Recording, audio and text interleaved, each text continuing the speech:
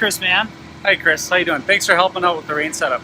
So Chris is going to show a couple things you can do in the rain. I got a big fat 32mm chassis, so he's going to try and help me get some more speed out there.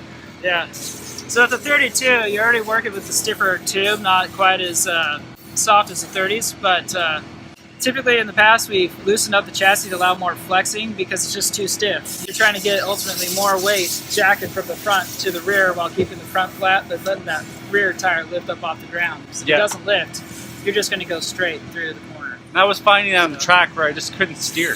Yeah. And that's because I wasn't getting enough jack. I wasn't getting that inside tire off, was I? Yeah, that's probably why. Because you just have more contact area in the rear, more grip in the rear. And your front has to overcome that by turning. And if you're not getting that weight transfer, then you'll fight it and it's just going to push. So to change the chassis ride height, here you typically have a washer on the top and the bottom, and it's about center. You would pull out the bolt, pull off the spindle, pull the washer here, put it on top, which moves the spindle down to the bottom of the frame. But when you set it on the ground, your frame will be higher, more clearance from the ground. And that means the front tires are going to have more ability to jack and lift the front end as you steer, correct? Yeah, it's going to exaggerate the force. It's going to put more weight on this tire, which is going to put more weight to the outside tire in the rear. Okay. So caster, this is your kingpin through the spindle, and it's sitting in a position like this, and you want to turn the kingpin back and move the bottom of the pill further out. So by leaning the kingpin angle further back. Yeah, further back, you're going to add more weight transfer as you're steering to that rear tire. So then as I turn the wheel, that's going to have more lifting effect on the front of that frame.